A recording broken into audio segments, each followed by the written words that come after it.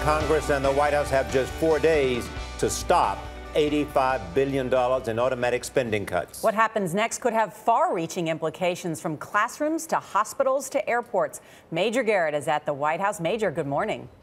Well, good morning, Nora and Charlie. The White House says these $85 billion in pending spending cuts to basic government services will hit consumers hard, could jeopardize economic growth, and significantly slow commercial air travel. Republicans call much of this political hype, but it appears some pink slips are going out.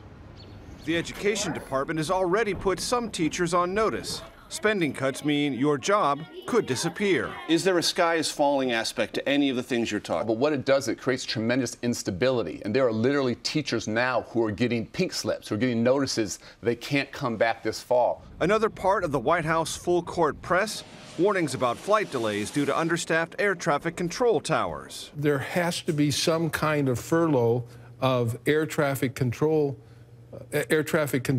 and that then will also begin to curtail or eliminate the opportunity for them to guide planes in and out of airports.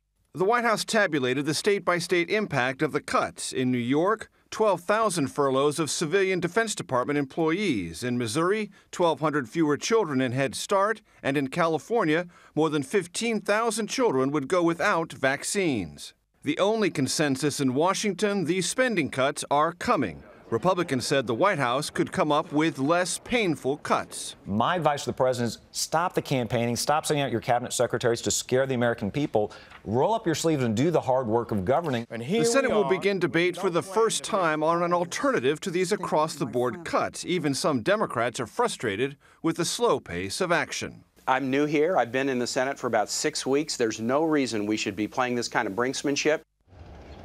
This debate is generally about the federal debt and more than $16 trillion in national debt, and alternatives to these pending spending cuts, made up whether of new cuts or tax increases and some other different cuts, won't change that essential problem. Those numbers won't be reduced until the country has a debate about cost savings to entitlements like Medicare and Medicaid, and that's not part of the discussion at all. Charlie and Nora? Major Garrett, thanks.